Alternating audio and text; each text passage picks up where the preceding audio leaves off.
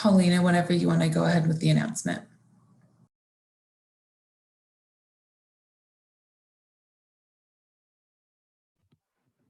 Hello, everyone. Just a quick announcement before we begin. I want to let you know that we will have Spanish translation. So you just have to click the bottom button at the bottom and it will say interpretation and you can switch to the channel that you want to choose. Hola, buenas tardes. Antes de que empecemos, vamos a tener interpretación y puede presionar el botón que está abajo que dice Interpretation y ahí puede escoger el canal de inglés o español.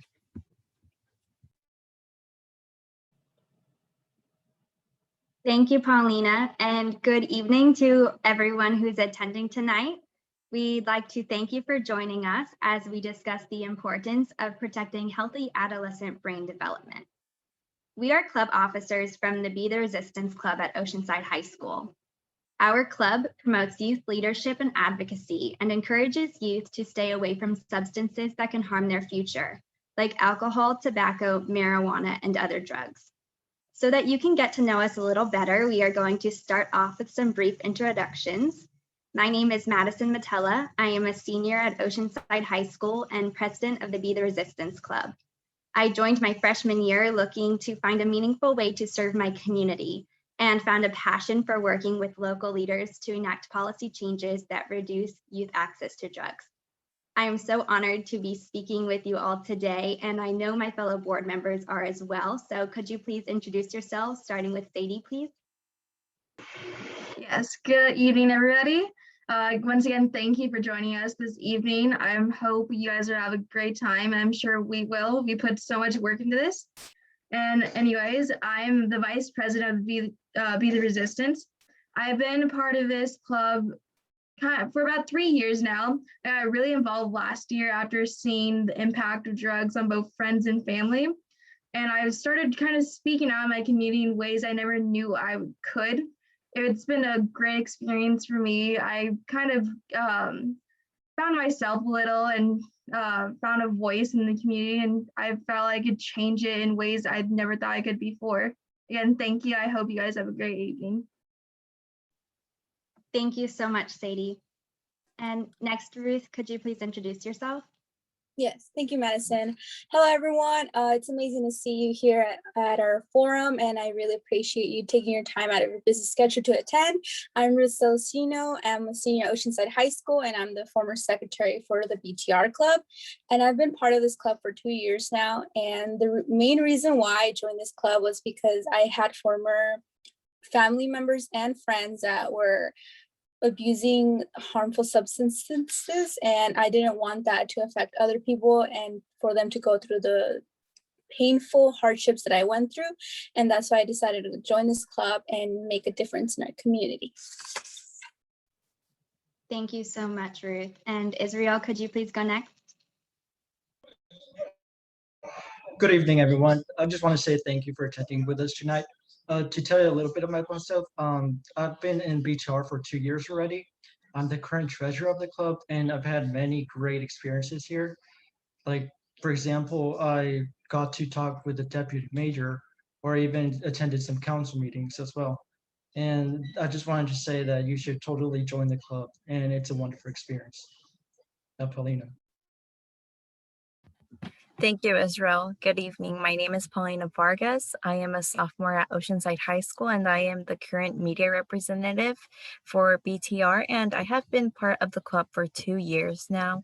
And the reason I joined this club is because I have seen a lot of substance abuse in my community, and I wanted to make a change about it and speak out. So it is such an honor to be part of this club, and I want to thank every one of you for coming. Thank you. Thank you, board members, for those wonderful introductions. For those who are attending tonight, we know that screen time overload is real, so we're going to try not to keep you past 7:30. Our goals this evening are to share the latest trends in youth substance use. Remember, it's not all bad news. We do have some very positive news to share with you. We are also going to address some common misconceptions and mixed messages about marijuana use and mental health. We are going to increase understanding of youth marijuana use on brain development, and we are going to share resources available for students and families. We're just going to start with a short interactive poll to get you thinking and to provide an intro to our discussion on brain development. Just do your best to answer each question, and we will let you know at the end what the correct answers are. So shortly, you're going to see a poll pop up, and if you could open that and click your best answer for the first question, that would be great.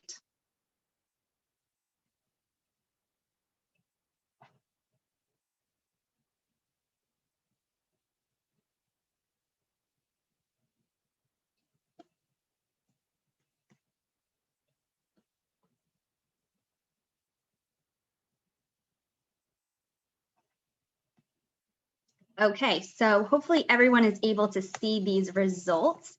It looks like we have 73% for age 25, and that is the correct answer. I'm very proud of everybody who chose that one. Our brains continue developing much past we reach adulthood. So even though we're technically turning 18 for most of us, and then we consider ourselves adults and able to make whatever decisions we want, the truth is we still have to make healthy decisions because our brains are still developing for many years after. And then I'm just going to keep going so we can stay on track with time. But the next question is going to be read by Sadie. Thanks everyone for doing that one. Yeah, all right, so our next question is a true or false question. It goes, alcohol and marijuana are the most common substances used by youth. Again, no pressure. You can choose whatever answer you feel is right. So we'll give you a few minutes for that.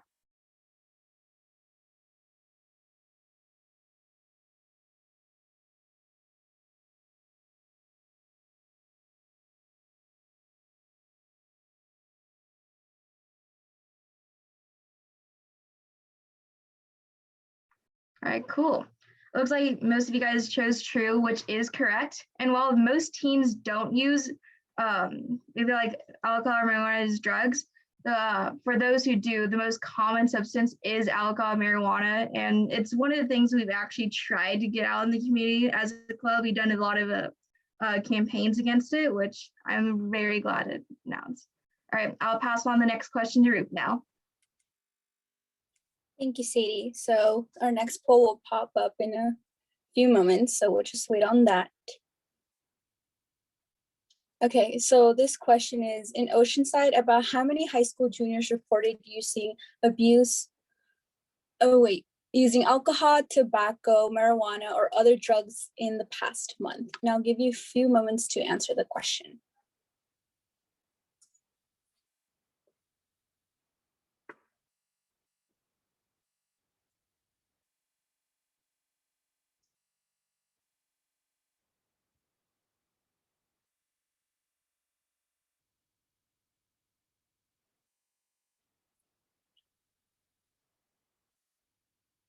Okay, so I see that.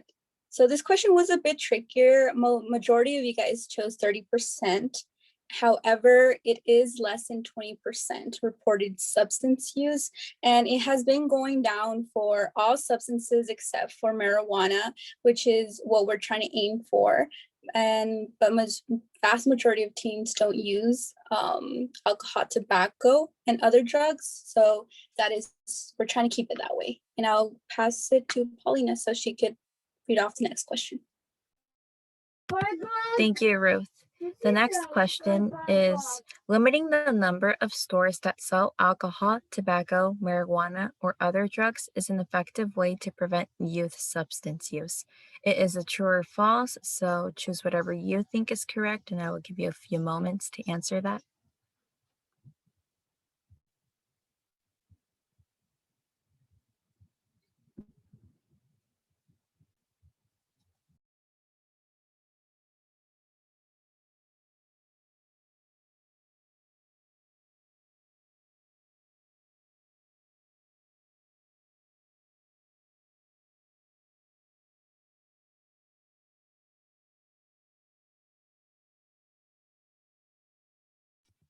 So this was pretty tricky, but the majority of you did choose true, which is the correct answer. So many studies have found higher youth substance use rates in neighborhoods with a higher density of retail outlets, which is why it is really important to limit the number of stores that sell any type of alcohol and tobacco so we can reduce the substance abuse in teens. Now I will pass it on to my partner, Israel. Thank you, Paulina. We'll just wait until the question pops. Okay, the final question is whether you know anyone or any adult who you've known to offer alcohol or drugs to minors of 21 or younger. I'll give you a few moments to answer.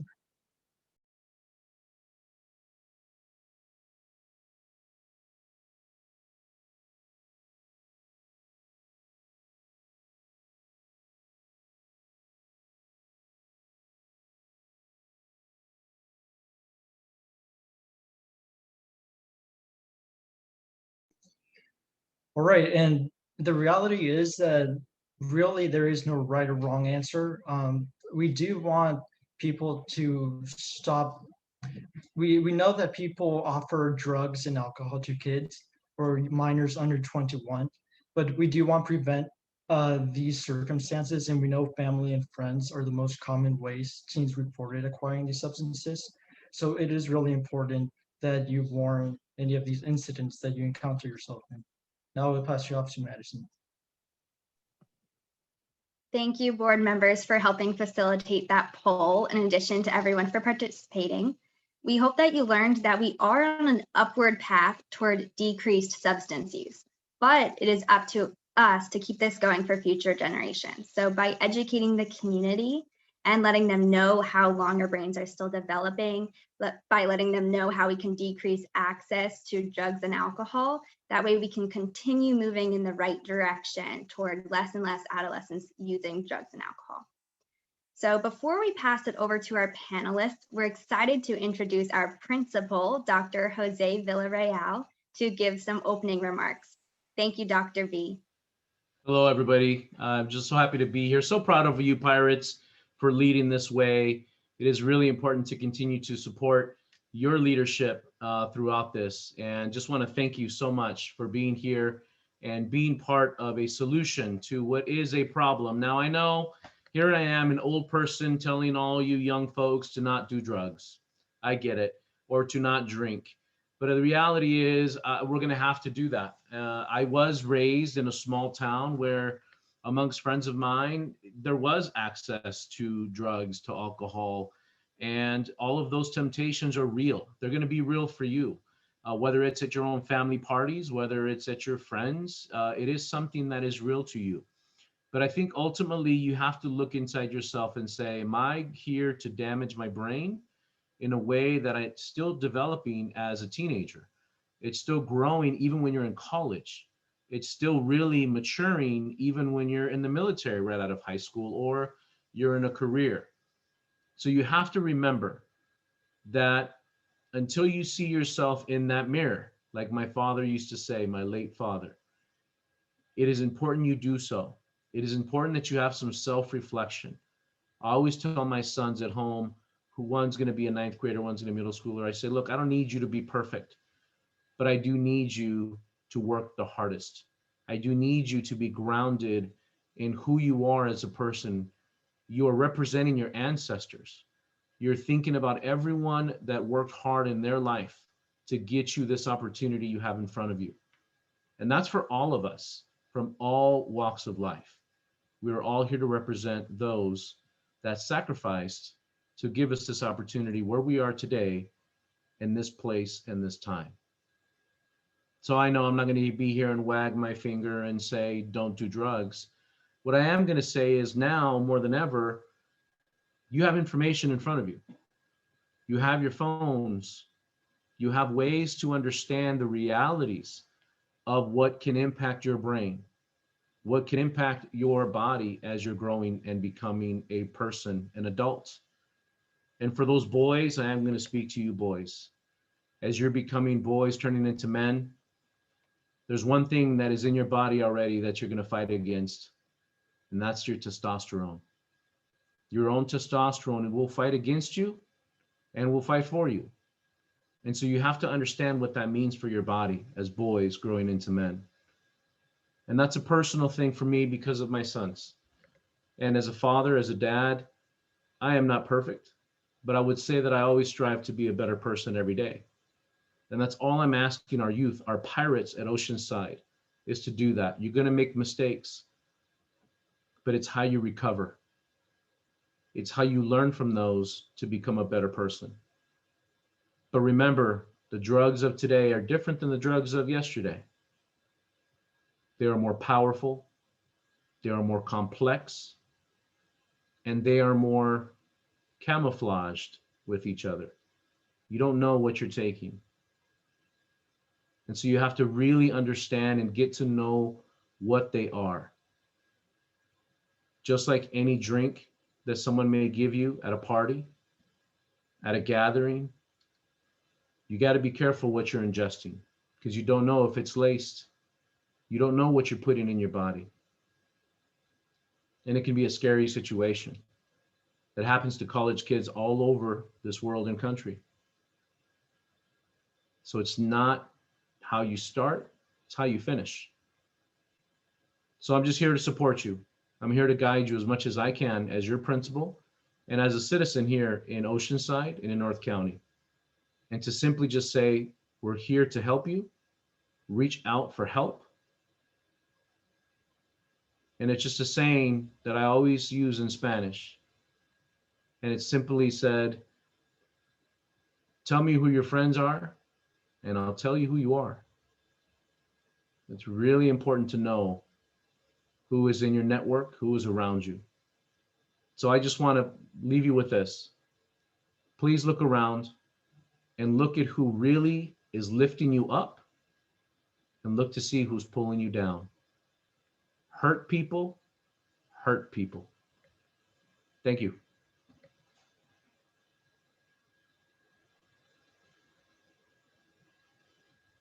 Now we have a video to show.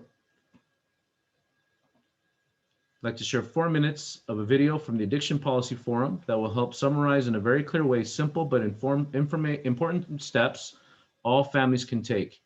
Though it's focused on preventing substance abuse, the steps are important for supporting good mental health as well.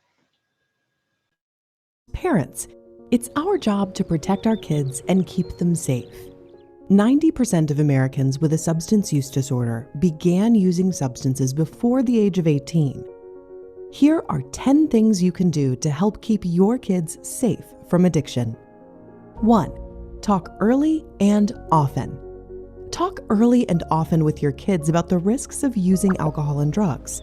This isn't a one-time chat, but an ongoing conversation that will change over time. Talking about addiction can be hard. Take some time to think about your own relationship to substances and whether your family has a history of addiction.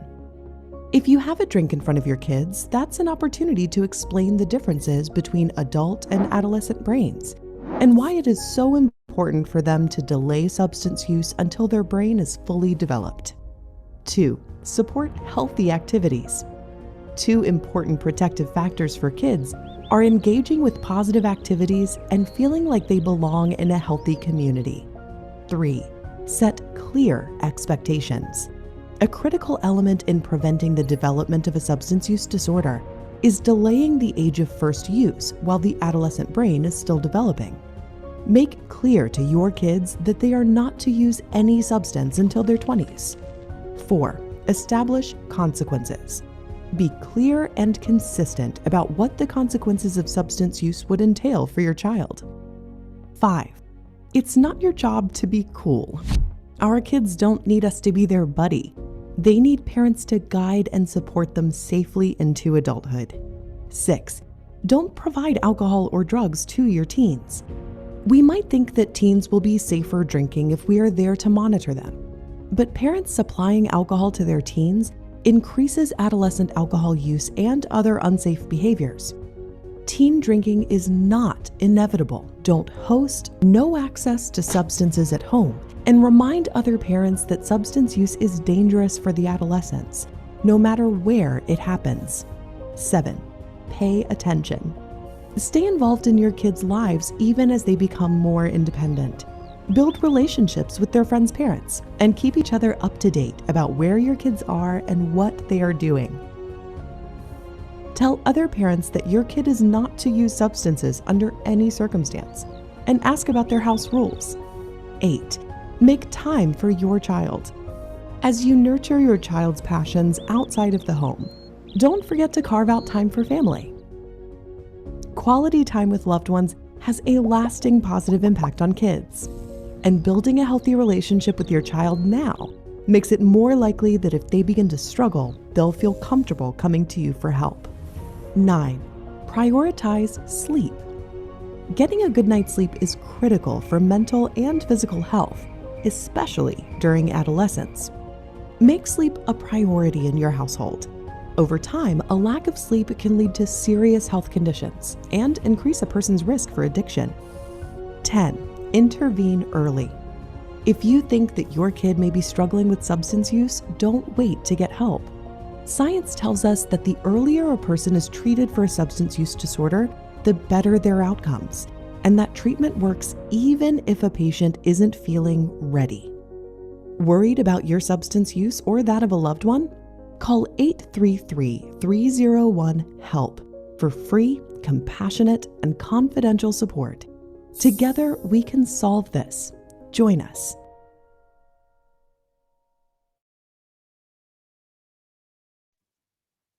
Thank you, Dr. V, for sharing your personal perspective and for showing that interesting video. We are so glad to have benefited from your insight, and I hope that it touched everyone the same way it touched me. The brain that we are born with is the same one that we carry with us for the rest of our lives, and it dictates who we are as individuals. And especially for all of us minors, we are at a turning point in our lives. There is no better choice than to promise ourselves as maturing human beings that we will care for our bodies and our brains, even if it means making difficult decisions that involve self-control and honesty. After all, without taking care of ourselves, we are absolutely helpless to care for one another. With that, I'd like to transition to our presentations. We are excited to have two distinguished speakers join us this evening. Our first one is Dr. Caroline Dupont with the Institute for Behavior and Health and the Program Manager for the One Choice Initiative. And our second speaker is Mr. Joe Eberstein, the Program Manager for San Diego County's Marijuana Prevention Initiative with the Center for Community Research. I hope that you find their presentations enlightening, and if you have any questions at all, please type them in the Q&A box and we'll address all that we can. With that, Sadie, could you please introduce our first speaker? Yes, of course. Hello, everyone. I have the honor to introduce our first speaker, Dr. Caroline Dupont. Once again, I have to say thank you for joining us this evening, taking time out of your schedule and giving us some insight on this topic. I also want to say thank you to everyone in the crowd again for joining us. I know there's so much for us to learn, even as we grow older. And anyways, for everyone in the audience tonight, I do want to give you a small overview to for you guys to get to know Dr. Caroline Dupont a bit more. For you guys who don't know, she is the vice president of the Institute for Behavior and Health, where she focuses on the areas of addiction treatment and prevention. In addition, Dr. Dupont does maintain a private practice specializing in anxiety and addiction. Not only that, Dr. Caroline Dupont is board certified by the American Board of Psychiatry and Neurology, as well as the American Board of Addiction Medicine. Not to mention, she is co-authors numerous publications in several book chapters of anxiety and addiction. Once again, we are honored to have Dr. Caroline Dupont with us tonight. I know me and my peers would be the resistance. I'm sure everybody else in the audience is interested in gaining a deeper understanding of science, biology, and of course, the consequences of substance use, especially the impact on teens and their own mental health. And this is just a question to keep in mind during your presentation, which is, can you explain those concepts to the audience tonight in as simple terms as possible? And thank you, and I can't wait for your presentation. Thank you so much for that great introduction, and thank you for inviting me to this wonderful evening. I'm already so impressed by what I've heard and I've seen. I've had the opportunity to work with the Addiction Policy Forum, who put in that video together on many occasions, and I just think that was a great start to us too. So I'm going to go pretty quickly tonight, so I apologize if it's fast, but I really want to share some of this exciting information with you. As Madison said, there is a lot of good news, and I want to be really clear about that. So I'm going to start at the beginning, which is the adolescent brain. This is really what we're talking about. This is what we're protecting. And I love this slide because it really shows so clearly what everybody's been talking about, that the brain continues to develop through the mid-20s. And I really think this is good news. So if you're an 18-year-old and you're thinking about this, think how great it is that your brain has room to grow, and it's going to grow more, and you're going to be smarter, and it's going to work more efficiently. That's awesome. I'm afraid to say my brain is no longer doing that. On these slides, you can see the only part of the brain that's fully developed is that very deep purple part. So again, on that 25 slide, there's still plenty of brain that is ready to go. And that's why this is so important, to protect whatever happens to the brain in those early times when it's still developing. Not only can affect it in the present time, but it can have a large effects on what's going to happen to that person's brain throughout their lifetime. So backing up just a little bit, just thinking about what are we talking about here? We're kind of talking about addiction, although we're really talking about substance use disorders. But it all comes down to brain biology, genetics, and the environment. Drugs are chemicals that superstimulate the brain's complex reward system. And these are things that are hardwired into the brain that promote behaviors that are usually necessary for survival of the species. But what we can see is that in animal studies, these particular drugs and chemicals will take over that same mechanism of the brain, and animals will work harder for the drugs than they will for those normal survival things. And that shows how powerful these chemicals are. And we don't usually think about it this way, because you don't usually think about substance use disorders in children. But substance use disorders are pediatric onset diseases. 9 out of 10 adults, that's 90%, with substance use disorders, they began their substance use, whether that was smoking, drinking, or using any other drugs, before the age of 18. And we have a lot of data, which I'd love to show you, but we don't have time tonight, to show that the earlier and the heavier the use, the more likely it is that that person will develop problems later in their life related to substance use disorders. Just really quickly, this slide is just all adults over the age of 12, all people over the age of 12. And it's just showing kind of those big three: alcohol, tobacco, and marijuana. A lot of times people are very concerned about those opioids, because we hear about the horrible, tragic overdose deaths, for example, which absolutely are tragedies. But it's important to remember which are kind of the big three. And I know you guys are experts on that from the quiz at the beginning. So remember, all substance use puts adolescents at risk. It can put them at risk for all sorts of different areas of their life. It can put them in physical health, in terms of their physical health, their mental health, something we talk about a lot, serious injury or death from accidents, becoming a victim of violence or sexual assault, having lower academic achievement, and high school or college dropout rates are much higher with substance use. So this really affects people in a global way. I just want to put in a quick moment about risk factors. I often talk about the risk factors for substance use disorder is if you have a brain. So everybody's at risk for substance use disorders. But there are some things that put people at greater risk. And we often talk about genetics or family history. But I think this is a really important key, are the adverse childhood experiences. It's something we're only really beginning to understand, how much these adverse childhood experiences really can influence the risks for all sorts of things, but definitely for substance use disorders. And we have to remember that unfortunately, adverse childhood experiences, or ACEs, are common, and they often cluster. So unfortunately, the same individuals often have multiple criteria for this. The more they have, the greater risk they have. And so it's really important to look at this in terms of how you can help not only individuals, but families and communities. So we all know that drug prevention is important, youth drug prevention. We're all going to agree with that. But is there really a clear goal? Many substance use programs focus on individual drugs or specific settings or even specific amounts. And I think it's really important when you're doing a prevention message to think, what are we talking about? What is a drug? And what does it mean to be drug free? We often kind of throw that around. And when we're talking about prevention, what are we talking about? Use, misuse, overdose? And who are we directing our message to? What do we mean by youth? So that one we just answered with our brain things, but we're going to go through some of these other things to talk about why it's so important to have a clear message. I already loved how your earlier board members talked about listing off different things. Instead of saying the words just drug-free, they said no use of alcohol, marijuana, nicotine, and other drugs. And that's so important. So that's what we're talking about here, is a new health standard, which is clarifying that very message of no use of any of these substances under the age of 21. And this is really similar to other health standards that we have that we all hear all the time. For example, always wear your seatbelt, always wear a bicycle helmet, avoid sugary drinks and eat a healthy diet, and exercise regularly.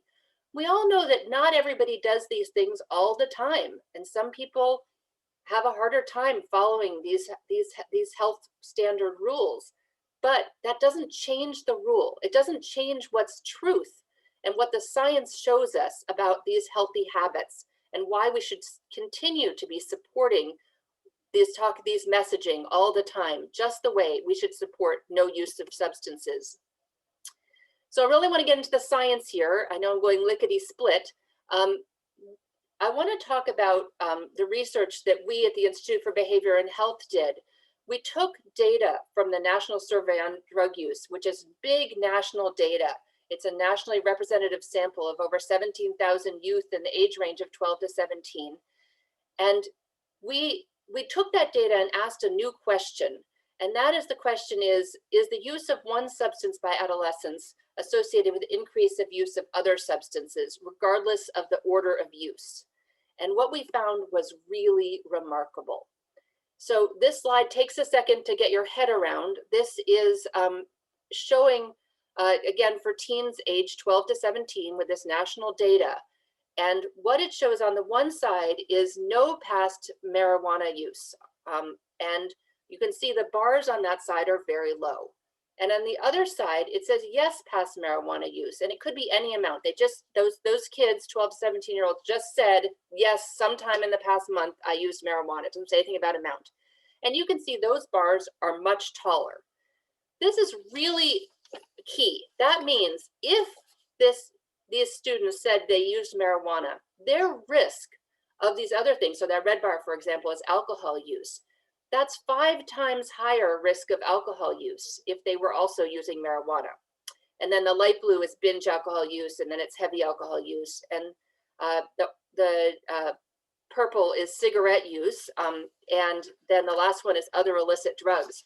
And those are 8 times, 16 times, 9 times, 10 times higher. Okay, so these are huge jumps. I want to just talk about how statistically important that is. So little bars, big bars, but these are really big statistical differences in terms of how likely it is for people to be using other substances if they have used marijuana in the past month.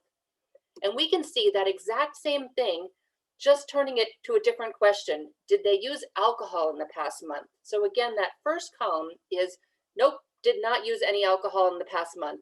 Little tiny bars on that side. But if they said, yes, they did use alcohol in the past month, look how much bigger those bars are. Now we can divide that even further into some alcohol use, binge drinking, and heavy alcohol use. Binge drinking is 5 or more drinks in one setting, and heavy alcohol use is multiple episodes of binge drinking within a month. And you can see that these are huge differences just on the basis of whether they used alcohol at all or how they used their alcohol. Their risk of these other substance use, that green one being marijuana, for example, is extremely associated with that alcohol use. And the last thing I can show you here is the same thing with cigarette use. Don't have to go through it too much. Little ones if they did not use cigarettes, big ones if they did use cigarettes.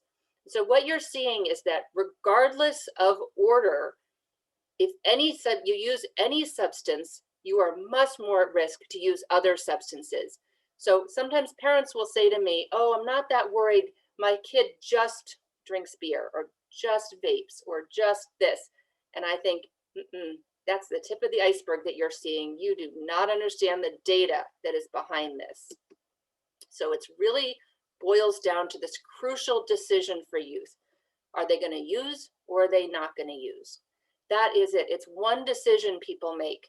And once they make that decision to use, they have a whole range of other decisions that they might be using in terms of which drugs, when to use it, with whom to use it, in what conditions, what delivery devices, tons of questions.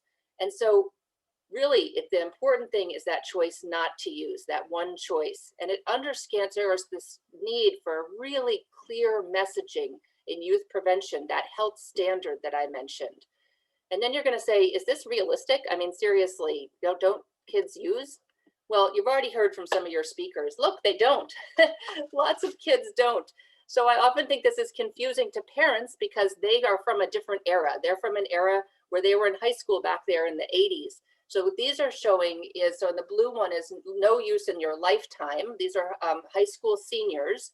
And what you're seeing is that back in the 80s, the vast majority of high school seniors had used some of these substances, alcohol, cigarettes, marijuana, or other illicit drugs. But now we're over 30% of high school seniors never in their lifetime have used any of these things. And it's really important to understand that, like seatbelts, even if you didn't always wear your seatbelt, you can always start.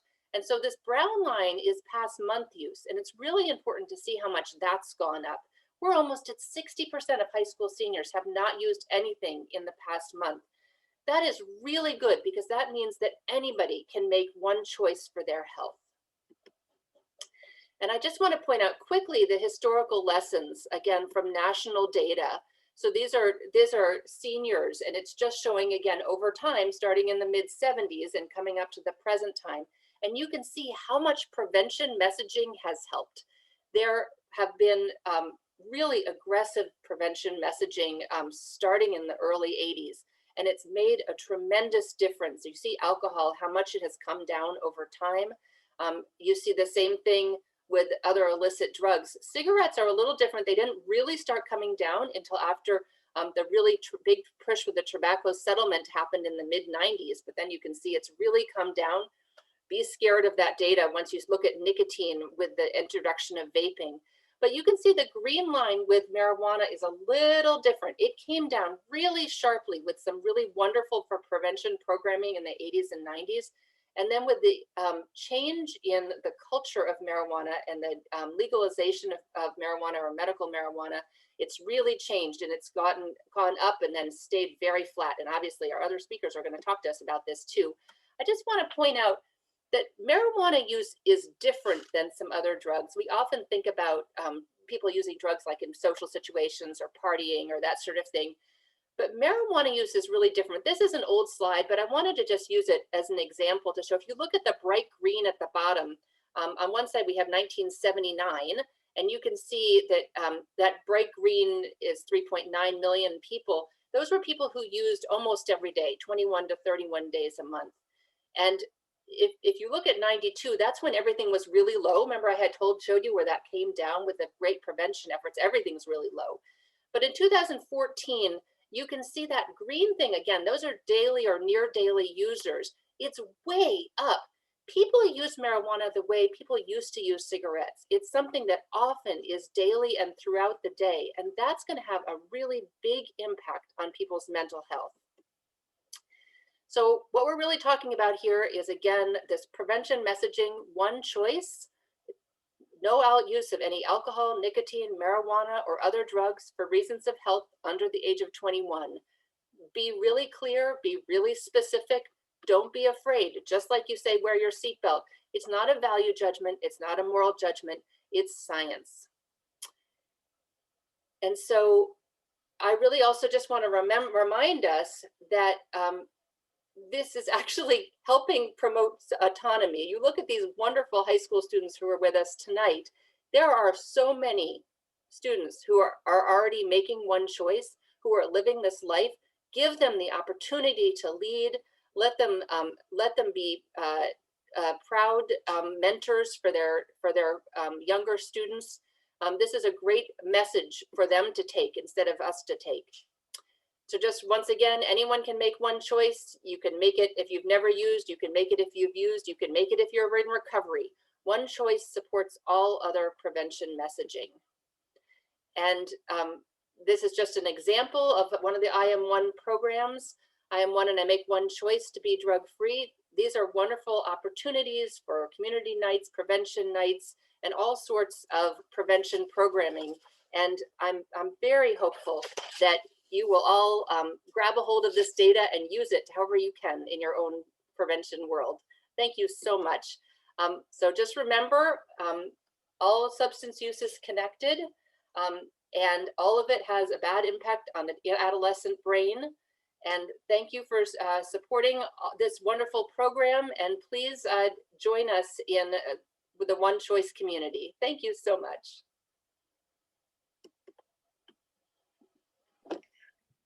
Thank you so much, Dr. Dupont, for presenting and discussing about how our brains and mental health are negatively impacted through the use of marijuana.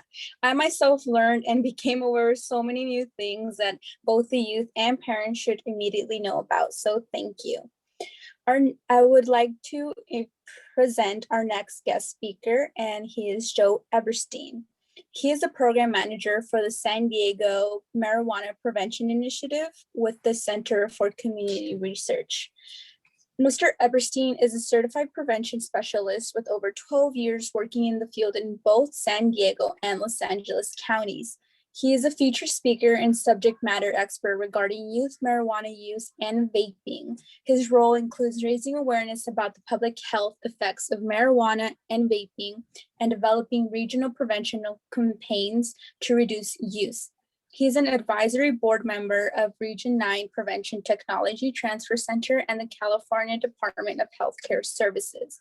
Mr. Eberstein, the statistics show that in 2019, California Health Kit Survey for Oceanside saw reported 30-day use by 11th graders higher for marijuana than alcohol for the first time by 3%.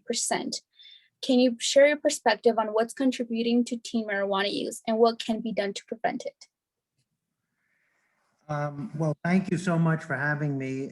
It really is a pleasure, and I'm so impressed by the youth. I'm impressed with the hard work with North Coastal Prevention Coalition and with Dr. Dupont. But I think what's leading to an increase is this perception that there is absolutely no harm attached to marijuana. The harm is becoming clearer every day. There's more research studies coming out. We know the potency is skyrocketing. We know that when kids vape, they're delivering a higher potency of THC into their bloodstream. And again, it's just that perception of harm that some people might feel apprehensive in talking about marijuana because they may not be aware, or they may have used 20 or 30 years ago, and they're just working from outdated information.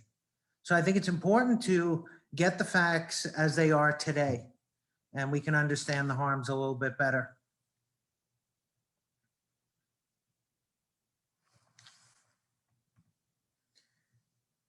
Is this where I go into the presentation?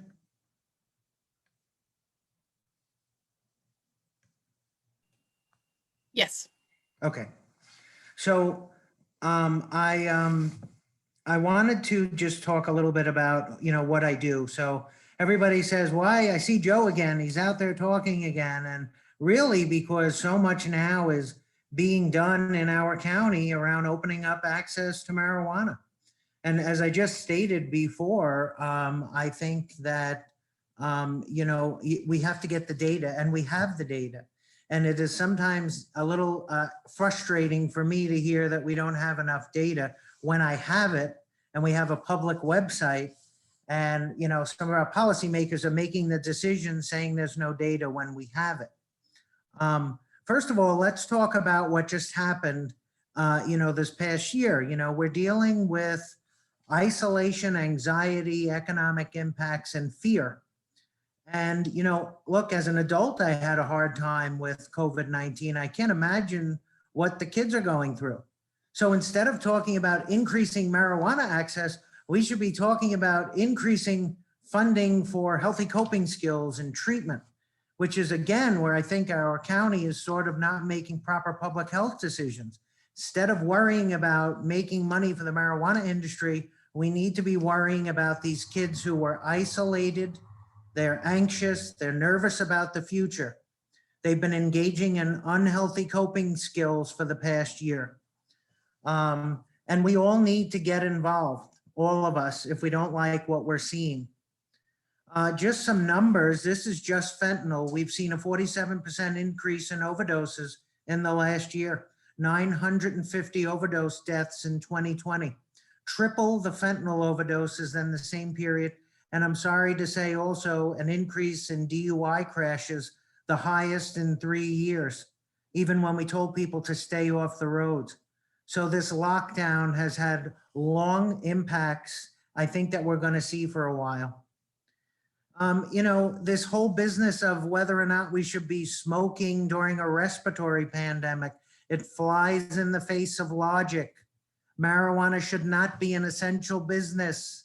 I mean, really, you just need to go to a health class in 8th grade to know that smoke is smoke and that you shouldn't be ingesting smoke from anything, whether it's a cigarette, whether it's vaping, whether it's smoking, or whether it's sitting near a campfire.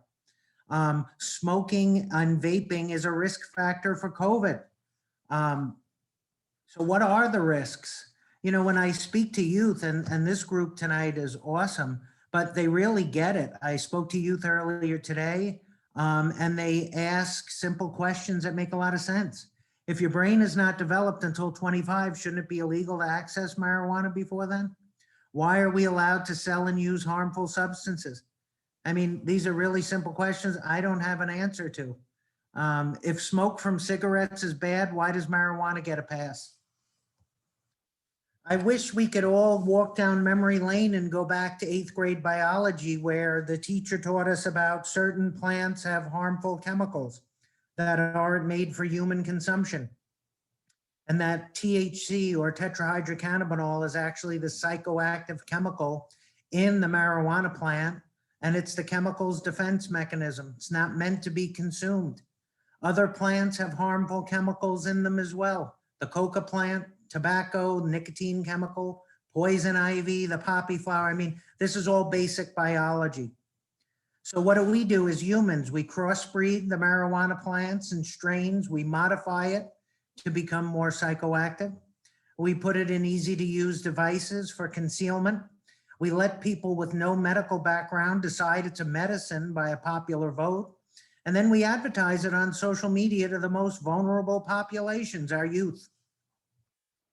Why is there so much talk about marijuana access now? We have people from outside of Oceanside and outside San Diego County telling Oceanside and you that you need more marijuana in your communities. Maybe they never stepped foot in Oceanside or San Diego County, but they're telling us in order to be equitable and fair, you need to have more marijuana. I got to tell you something. I work all throughout this county and I do prevention work in every single community. And I have gone into a lot of them. And I'll tell you, I never walked into a community that told me, you know what the problem is? We need more marijuana here.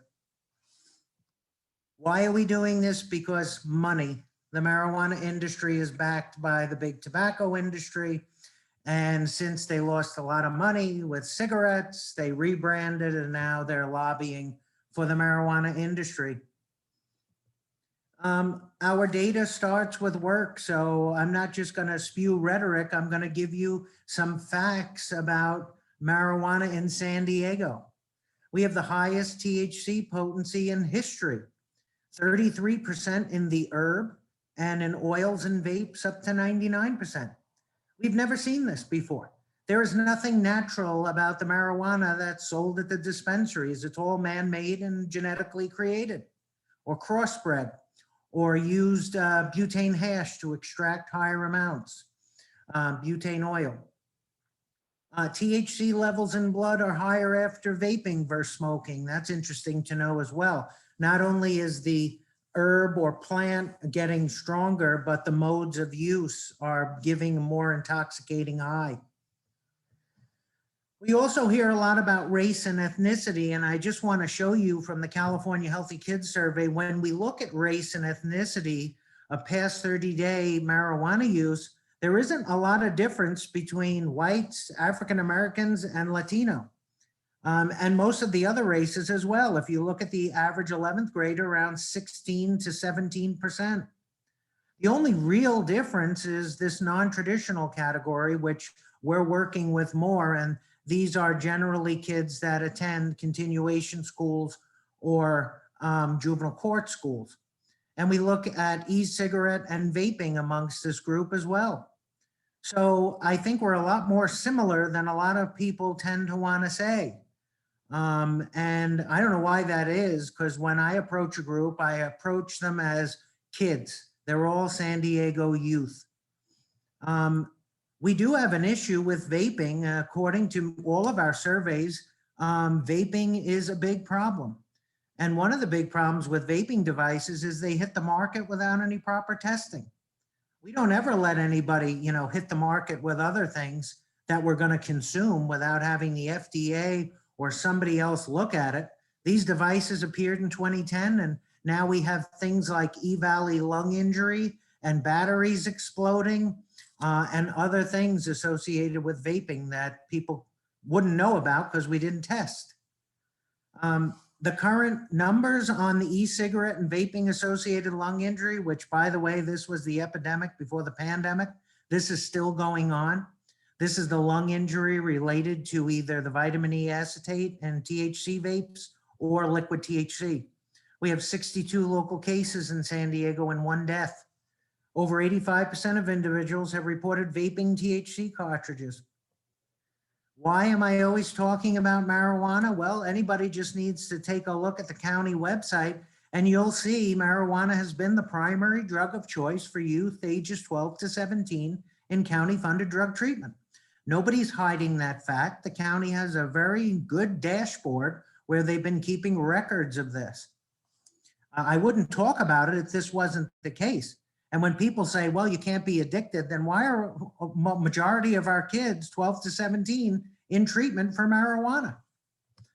Poison control calls are going up. If I were somebody who was exploring marijuana, I definitely wouldn't try an edible first. Edibles can be extremely potent. They take a little longer to take effect, so people overconsume, and before you know it, could land you in the hospital. We have about 29 emergency department visits a day in the county related to marijuana. Things like cannabinoid hyperemesis, psychosis, accidents, chest pain, seizures. Just in time for us to be relieving pressure on the hospitals, we have 29 marijuana users in the hospitals. And again, here are some of the reasons. We didn't really know about cannabinoid hyperemesis until about 10 years ago. Chronic marijuana smoking can lead to stomach and intestinal problems, causing intense vomiting and pain. Unfortunately, there's no cure other than to stop using. Again, the edibles take about 30 to 60 minutes to take effect, and this is the problem. People think they got a bad batch, so they keep eating more and more, and the highs in some case can be a day. We actually had a death of a young woman in October, which may lead to some changes in not only the county, but in the marijuana industry. There needs to be some warning labels about seizures and heart attack and psychosis. And I think the only way this change is going to happen is when the lawyers get involved, unfortunately. But here we have a 24-year-old flight attendant from Alabama who tried some tropical hybrid gummy bears and wound up having a seizure. And now their family is suing a lot of the edible companies here locally. There should be driver warnings on this stuff, using 86% THC, which is the #1 selling pot product at March and Ash over here in Mission Valley, is not safe to be getting behind the wheel of. You're not supposed to be operating any heavy machinery, using any substances that can impair your abilities, your senses. And unfortunately, I'll show you the numbers here. We surpassed the worst year last year of the pandemic for crashes and DUIs. Be in the know if you're taking certain over-the-counter medications, sedatives, anti-anxiety medication, blood thinners. it could react negatively with THC or CBD. Should ask your doctor or pharmacist or tell your doctor during a physical you're using marijuana. Why are labels important? This is really important because they tell us what an effective dose is. When you're smoking herb, what is an effective dose? You're ingesting 400 other chemicals. Drug interactions, warnings and side effects, proper listing of ingredients, product uniformity throughout available locations. Vaping explosions continue. I know I show this all the time, but they continue to happen even when the device isn't on. And for those of you that aren't aware, these devices are considered hazardous waste. You're not supposed to be throwing them in the garbage. There was a recent explosion on a flight from San Diego to Sacramento last week. You need to properly dispose of these because both the battery and the liquid is considered hazardous waste and hazardous for our environment. So you need to properly take them back either to hazmat or a dump that can take them that has a hazardous waste license. Should not be throwing these on the ground. I am always advocating for the reversal drug Narcan in case you are around somebody who's vaping and all of a sudden they fall to the floor and pass out. We don't always know what's in our drugs. We don't always know what's in our vaping devices. And if you suspect one of your friends has an overdose and you have this easy nasal spray, then you could just give them a puff. If they're not having an overdose, it doesn't hurt them either way. So it doesn't hurt them if they're not having an overdose and you spray this, and it won't hurt them if they are having an overdose. Hopefully it's a drug that this responds to. If you are having problems with addiction, and I'm a recovering alcoholic and I always will be, and I'm not ashamed to admit my stories. And I think part of the reason I love what I do is I'm trying to prevent you guys from having a lot of years of an uncomfortable life. And I think, as Dr. Dupont said, if we can really keep you alive until 25 and as drug and alcohol free as we can, you have a lot less likely to become a substance abuser. And I saw so many bright futures speaking right now. I don't want to see any of you go down a troubled path. But if you have a friend who's experiencing any of these issues, they can Zoom a Marijuana Anonymous meeting. They don't even have to show their video. They can just go on and listen in. You know, I would have found it much easier if I wanted to go to an Alcohol Anonymous group and just kind of listen in without showing my video. And then I could just listen to other people's stories. But if you fit into any of these categories and you're worried, maybe you can listen to a group, talk to an adult. There's no harm in asking for help. We're all here to help you. And if you don't believe what I'm saying, you know, Dr. Dupont knows better. She went to a lot more schooling than I did. Dr. Lev knows better. Your own doctor knows better. And you should probably let them know of any substances, or at least ask, hey, you know, I've been using CBD. Is this okay? They have a lot more of a medical background than I do. Several medical societies have made position statements about the efficacy of marijuana as medicine, and they're not favorable. So it's not just me, but we're always hearing, you know, the medical community loves marijuana. They really don't. And you can just look at the American Heart Association, the American Lung Association, the Glaucoma Society, the American College of Obstetricians and Gynecologists have all made statements about marijuana. So again, leadership, and I know this best, taking a stand on an issue like this can make you feel alone. But you know what? You feel really good after you stood up for what's right. And I know when I go to sleep at night that I tried my best to do my job, which is prevent adolescent marijuana use. It has never been easier for you parents and anybody else listening to make a comment at a city council or a board of supervisors.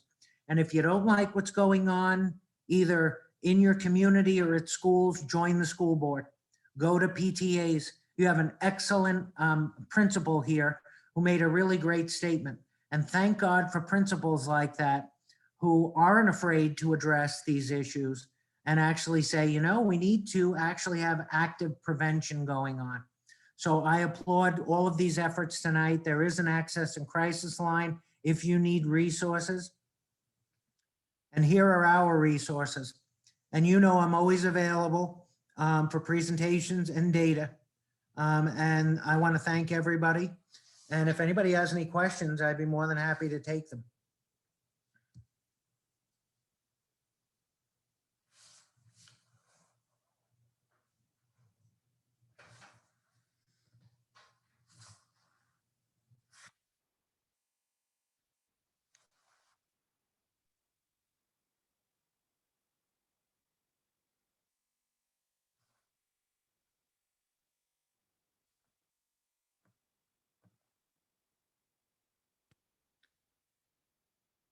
Paulina, we can't hear you.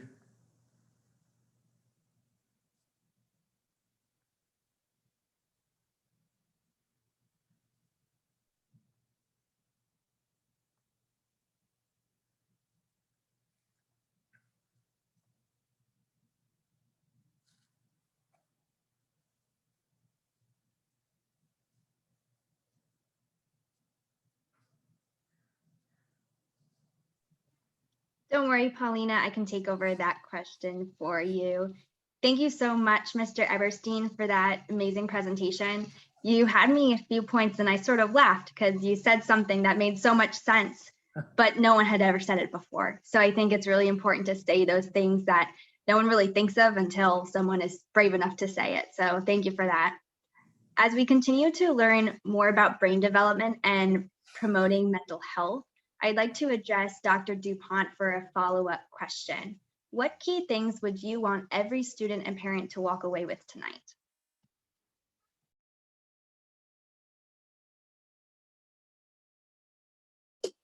Sorry, it was muted. I'm so excited about everything we've learned tonight. So everything, but here are some kind of specifics. I do want from my presentation for young people to remember that all substance use is related. So using one substance puts you at greater risk for using other substances. But the good news is not using one substance, then you're at less risk from using other things. So it all boils down to that one choice for health to protect your developing brain. I also really want to tie in the mental health. We're all really concerned about mental health, as we just heard, particularly during COVID-19. And many people are facing really serious anxiety and depression. We know that from the brain science of substance use, that any of these drugs, including marijuana, will make mental health problems worse. Sometimes you're going to hear people that are going to say, oh, this will help your anxiety, this will help your depression, it will help your insomnia. This is not right. The science does not support that. All of these things can be made worse with substance use. If you're a student, I really encourage you to make a commitment to yourself, right now, not to use any alcohol, marijuana, nicotine, or any other drugs, at least until the age of 21. And really know that you're not alone in making that one choice. There are 60%, almost 60% of high school seniors who are making that choice every month not to use any substances. And that is really, really good news. As people get older, there's a lot of pressure. I know there's a ton of pressure and late in high school. And even so, as I'm saying, a lot of people aren't using. Sometimes I see people when they get into college, all of a sudden they think, oh, but here everybody uses, right? Those one choice people are still there in college. If you find them, those are the people who really are going places in the world. So I want you to pay attention and look for them and go ahead and affiliate with that group that is choosing their health and their future. It's really important to remember that if you have a problem, get help early. It's really important for your physical health and for your mental health. There are so many wonderful resources that have been shared this evening. Don't be afraid. Don't be ashamed to get help. If you need help, ask for it. If you have a friend that needs help, offer. There's no shame in these illnesses, but you do need to get help, and you need to get help early. And the final thing is, I just think it's really important to find healthy activities that you enjoy and to commit to doing them. This isn't about deprivation. It's not about don't do this, don't do that. It's about choosing things that are going to be good for you and help healthy for you, but are going to help you feel proud of yourself as a person. And so this is kind of your health and your future. And I really believe in you guys. So thank you so much for having me here tonight. Thank you, Dr. Dupont, for those words. I do agree with you on the remark that students should emphasize their commitment to resisting drug resistance, and they should also get as much help as possible. And now, Mr. Eberstein, we would like to ask you the same question. What key things would you want every student and parent to walk away with tonight? Well, I really want everyone to know that we all struggle and we're all human beings. And it's very important that we understand our own genetics. We talk to our parents on a regular basis if we're not feeling well, and that means physically or mentally. You know, some of us go through depression. Some of us are using substances because we might have an underlying mental health issue. There's no shame in saying to your family, I don't feel well, and I might be going down a path and I need your help. And you know what? That might be the best conversation that saves you a lot of years of hurt. You know, maybe I should have talked earlier to my parents, but unfortunately I had parents that smoked and drank. They were great, but I couldn't really talk to my dad, who was drinking a lot and talking about a drinking problem. I felt weird, you know? So I think there's no shame in asking for help, especially when it comes to marijuana. Just because it's a plant, there are so many other plant-based drugs that are a problem. Cocaine, opioids come from the poppy flower. That don't think just because it's marijuana that you can't have a problem with it. Ask for help. We're all here for you.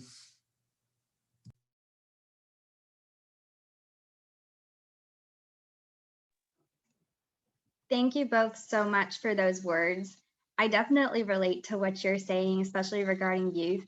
I'm a senior about to enter college, so I'm definitely grappling with the idea of being tempted by marijuana, alcohol, nicotine, or other drugs by my peers.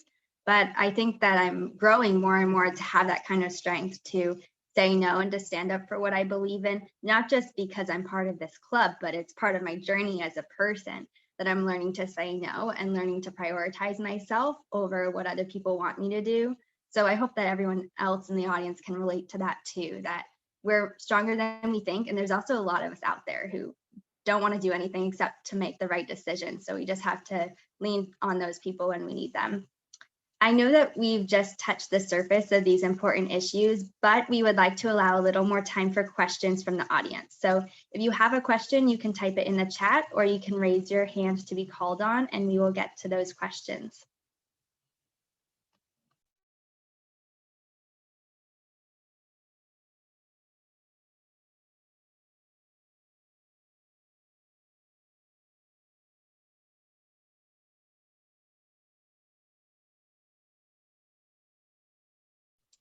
Okay, so the first question we have is, what are the risks of vaping? And either Dr. Dupont or Mr. Eberstein can take over this one. I think it might have been directed to Mr. Eberstein, if you'd be willing to take over that one.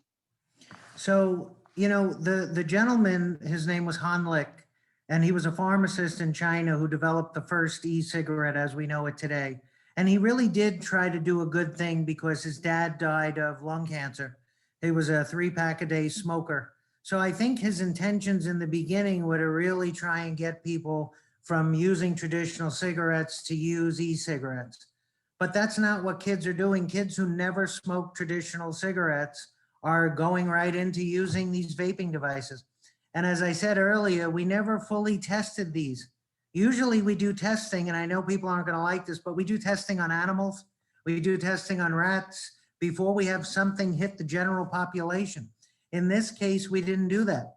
So we don't know if this e-cigarette and vaping associated lung injury is a long or a short-term effect. You know, not only is THC in these vape cartridges, there's a whole host of other chemicals like vitamin E acetate, which is a food additive. It's what's in fog machines and causes problems with stagehands and popcorn lung. We really don't know. We don't know, again, if this E-Valley really is because of vitamin E acetate or THC. That's not been fully determined. So we do know that it can deliver a more potent THC to the bloodstream. But again, I can't tell you in 5 years what's going to pop up from these devices. I can tell you too that we're having a heck of a time with schools coming up with a proper disposal, because these are hazardous waste. Both the cartridge is hazardous waste because of the chemicals, and the battery. Every time you put that to your face, you run the risk of an explosion, and you're also putting hazardous waste to your mouth. Thank you, Mr. Eberstein. And Dr. Dupont, do you have anything to add to that one? Well, I certainly agree with all of that. It is very scary to me how much is unknown about this and how fast it was adopted. So on that slide I went through really quickly that showed that big dip in the cigarette line, it was that purple line, and in the mid-90s it just went way down. And nicotine use was at this wonderful low of something around less than 5% of high school seniors had used any nicotine. And now vaping has completely reversed that in terms of nicotine. And nicotine is a very, very addictive drug. It has very profound effects on the brain, and it goes into your brain like this. And if you thought smoking was bad, those vaping devices were developed to carry that nicotine faster into your brain. They're really proud of the fact that they developed a delivery device that didn't have any of those irritants the way smoking tobacco does. And so you don't have a limit on how quickly and how much you can take that nicotine. A new smoker, for example, is coughing and choking and maybe vomiting. I mean, feeling really sick often with the first time they smoke a cigarette. They have to kind of get used to that experience. Vaping doesn't do that because it's been carefully engineered not to do that.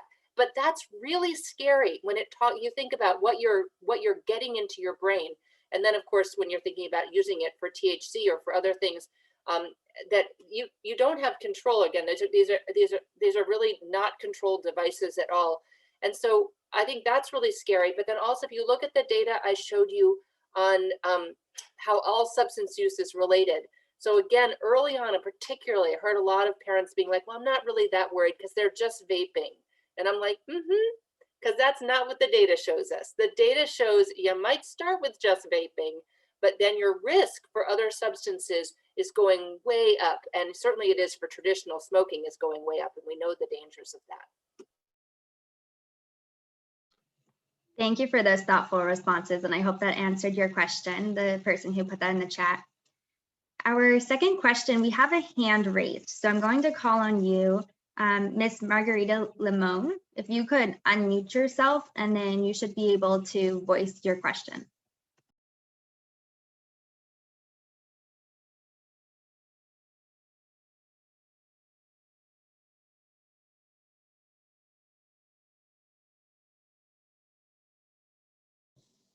No los niños.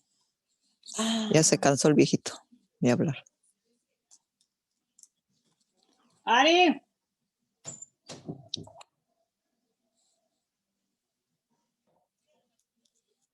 Lalo. Okay, we can come back to you if you want to voice your question later on, but we have another question to get to. So this one is for Dr. Dupont. How do I help somebody who has an addiction? So there are easy answers and there are hard answers to this. You really want to be sympathetic. You really want to listen to what they have to say, try to be non-judgmental. And you want to provide some concrete suggestions of what they can do. We heard the great suggestion of Marijuana Anonymous or Alcoholics Anonymous, Narcotics Anonymous. Any of these programs are wonderful because they are free. They are available to all of us. And they absolutely are a cornerstone of treatment and recovery. I think that getting caring people involved. So if we're talking again about a student, I think figuring out whether their parents can be involved. Their parents should be involved in most circumstances, of course, but also physicians. Do they have a family doctor, a pediatrician, an internal medicine doctor, somebody to talk to about that? What about people at school? Who's available there to help? And then we've gotten some great numbers today of places to call. The Addiction Policy Forum had one. I know you shared some local ones there in California. All of these places are ready and waiting to have people call to get help. And what I would say is you want to help that person to get the help, but you may have to be persistent. It often isn't one of those things that you just say, oh, by the way, I think you have a problem, please get help, and they just do it. It's hard. It's hard to decide that you're going to change. It's hard to get help. It's scary.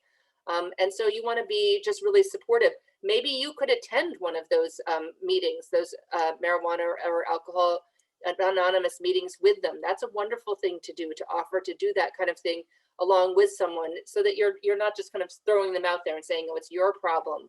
And I think that that you have to have a long view when you're talking about helping someone, and not be disheartened if you don't get right away buy into it, or if they stop for a while and then they relapse. It's okay.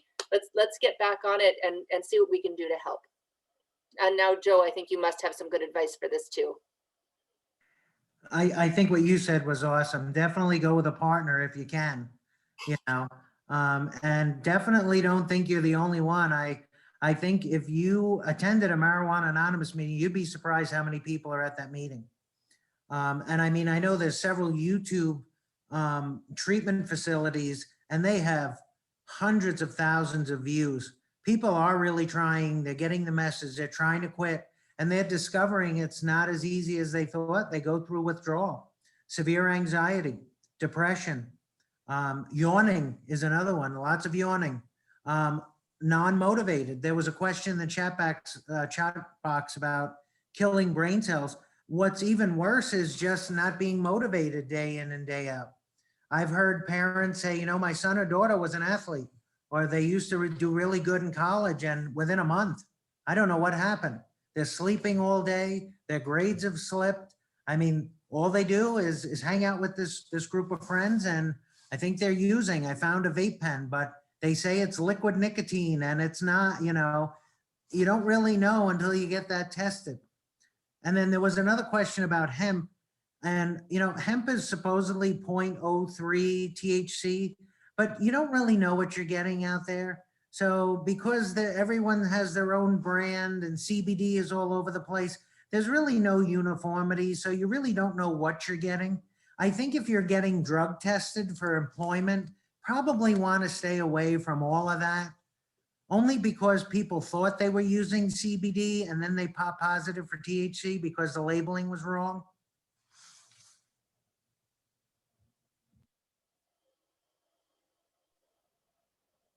Thank you. I've definitely found those informative, and those were good responses to that question.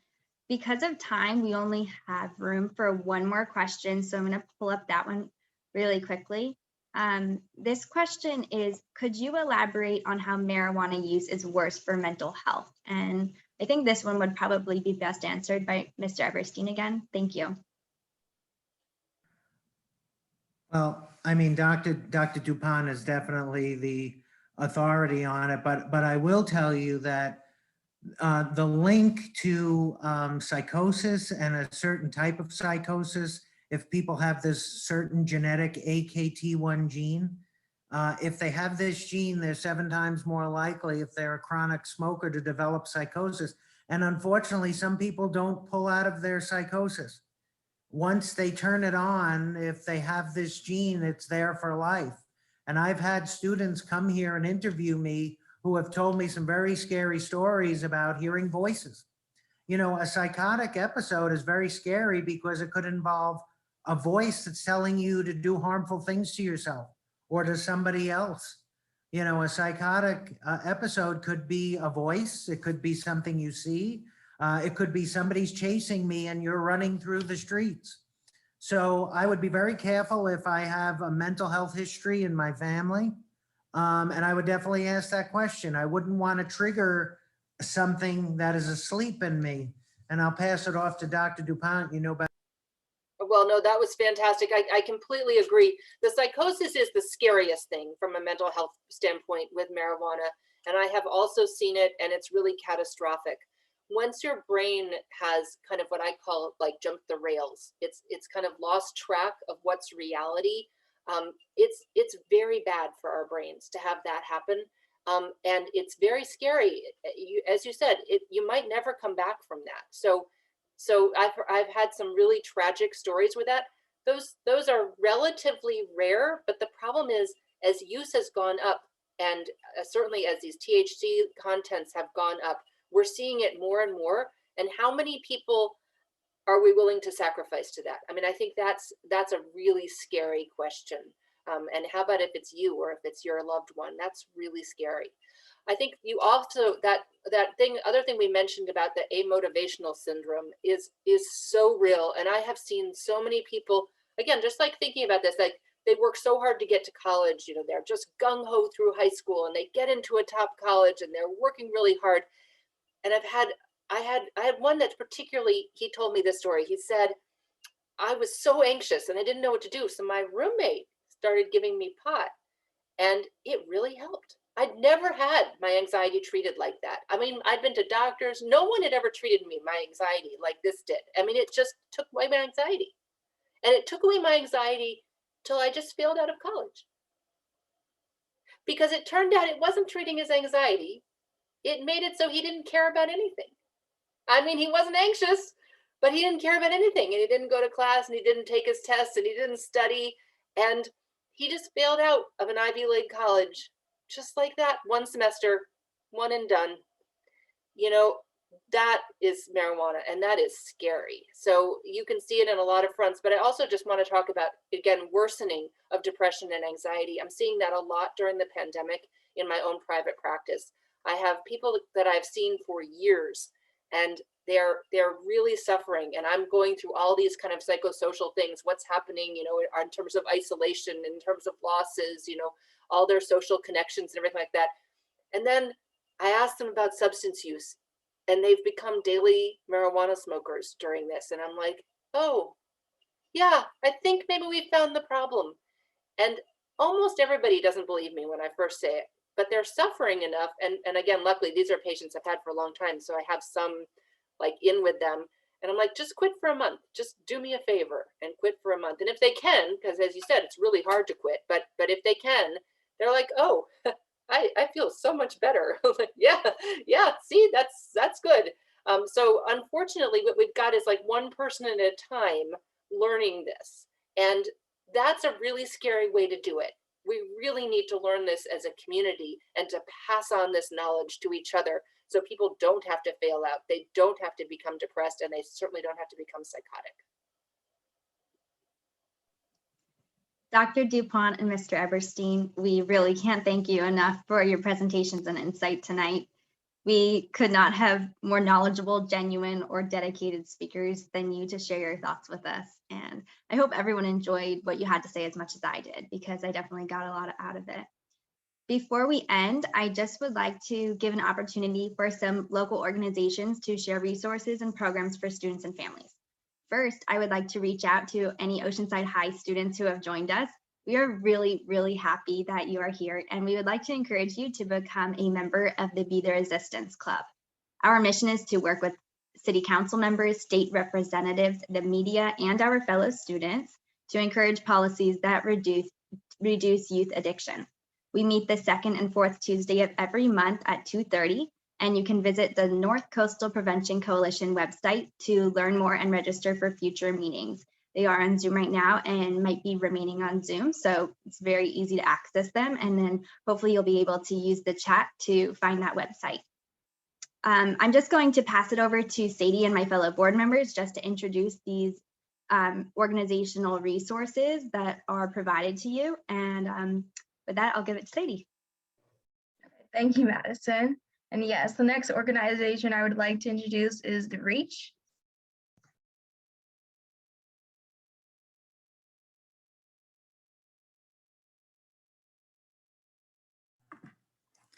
Hi everyone, good afternoon. My name is Maria Montes. I'm the program supervisor for Vista Community Clinic's Youth Development Program. called the Project Reach. So I just wanted to share with you guys that our program is currently open Monday through Friday from 7:30 a.m. to 4 p.m.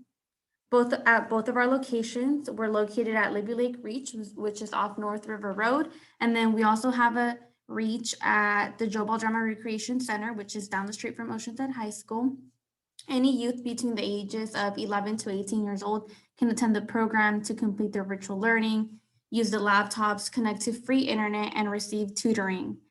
While half of the day consists of completing virtual learning, from 2 to 4, the students will engage in life skill activities related to employment readiness, arts and crafts, communication skills, and recreation. So if you know anyone or you're interested, our contact info is on the flyer. Feel free to reach out to us.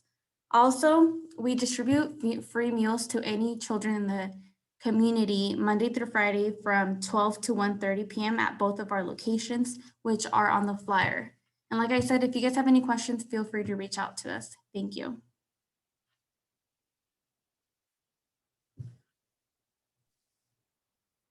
All right, thank you, Ms. Maria, for talking more about Reach. Next, I would like to introduce Lifeline, and they will talk more about their organization resources. Hi, my name is Francisco Flores. I am with North County Lifeline. I'm program manager for the youth development as well. I work directly with the after-school programs. We have 2 different after-school programs based out of the Crown Heights community. We have one that caters from kids 6 years all the way to 10, and we have another one that caters to kids 11 to 17, 18. They're 2 different programs, 2 different age programs, but very similar programs. Like I said, one caters mostly to middle school, high school, and that's located in 1210 Division Street out of the Crown Heights Resource Center. And the other one is located in 402 Brooks out of the old, I believe it used to be the old campfire building, but that's also known as La Casita after school program. Very similar models as Reach. We offer education, employment, and civic engagement programs throughout our program times. We run from Monday through Friday from after school all the way to 5:30. Right now we have different hours due to COVID and different model as far as how many kids we could take in per session. But if you have any questions, feel free to visit our website at nclifeline.org. Or also, you could call our offices, and they could probably refer you to myself, and I give you more information. But other than that, we have other programs that we offer through North County Lifeline. We have our community assessment team and juvenile division program, which is a community assessment team that works with intervention programs for families of children ages from 6 to 18 who are entering or continuing or are in the juvenile justice system.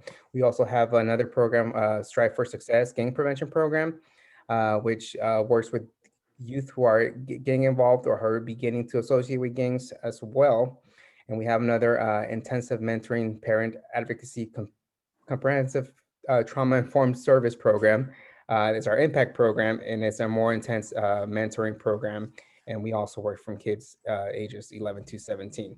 A lot of different programs and all through North Carolina Lifeline, so feel free to visit our website. I don't believe my contact information is on here, but feel free to reach out to Francisco Flores and I can give you more info. Thanks.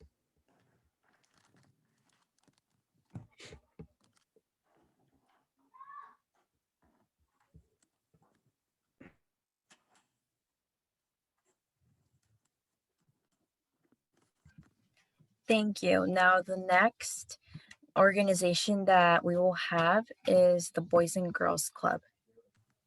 Thank you. Thank you for having us. Thank you for sharing that information and also, informing me of some things that are occurring currently in Oceanside, but throughout our nation. I'm Hillary Adams. I'm the Director of Operations for the Boys and Girls Club of Oceanside. A couple of resources that we currently have is our back to school program. At our main location, we run from 7 a.m. to 6 p.m. We do have limited space due to the CDC guidelines, but please contact us if you are interested in that type of program. We're also on school sites, so if you have a sibling and or at one of our middle schools, we have different site hours. So please contact us if you are interested in that type of resource and support for that distance learning model. with everything transitioning and middle schools going back again next week for a hybrid model, we're definitely there to support families. One other program that we have is our Oceanside Youth Partnership Program. It's in partnership with the Oceanside Police Department. There is a referral component. Our next session will start in October of 2021.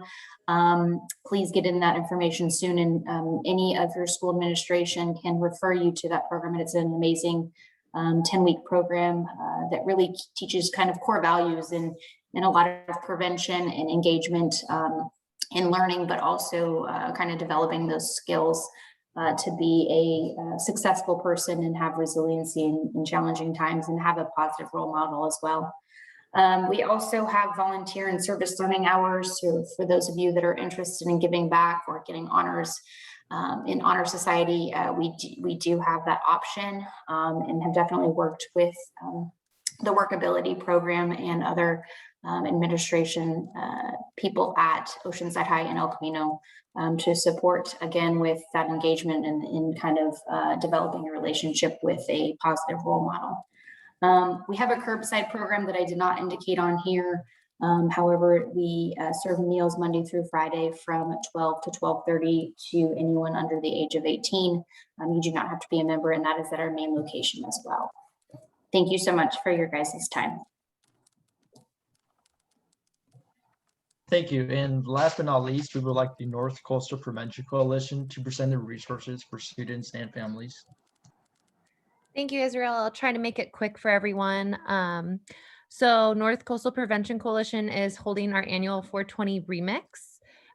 It's a marijuana prevention PSA video and arts contest. It's open to all middle and high school students in San Diego County. And this year is a little bit different because we have some amazing partners. The San Diego District Attorney, we're using their Smoking is Not Coping campaign Instagram. The theme this year is Smoking is Not Coping. And the goal is to create an image, audio, or video designed to prevent teens from using marijuana. We have our contest rules and release forms on our website at ncpyc.org under Get Involved. And winners may receive up to $250 in cash and other cash prizes for additional winners. Our entries are due on April 5th at 11:59 p.m. A follow-up event is our now virtual 420 Remix event. And just a little background on 420, it's a common reference to using marijuana for many decades. NCPC's 420 Remix efforts are to aim to change the reference to something positive and to help youth realize the risks of marijuana and that they don't need it to have fun. So this is a celebration of sober and drug-free living choices. It's a way for students to pledge to break the trend of marijuana use on April 20th. We have our link down there at the bottom, teeny URL at .com/420remix 2021. Please register by Wednesday, April 14th. We're going to have some amazing trivia games and fun. We're going to showcase those 420 Remix PSA contest winners. We're going to have some giveaways and cash prizes with some awesome speakers. So please join us on Tuesday, April 20th, 2021 at from 3 to 5 p.m. Thank you guys, and I'll give it to Madison.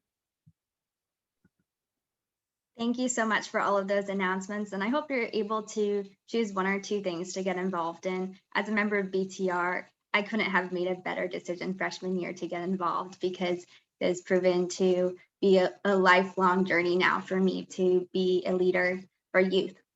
And I'd just like to thank everyone who joined us this evening. I apologize that we did run a few minutes late, but we are extremely grateful for your time. Your attendance is going a long way to making this community a safer and healthier place for adolescents. I hope that you found what you learned about brain development and mental health to be valuable and that you will apply it in your life. Whatever age you are capable of making transformative differences all around you, both by your example and by speaking up for what you believe in. As ambassadors for change, I hope that you are now more able to bring the message of prevention into your communities and spread awareness about the importance of staying away from drugs and alcohol. With that, I wish you all a good night and thank you once again for coming.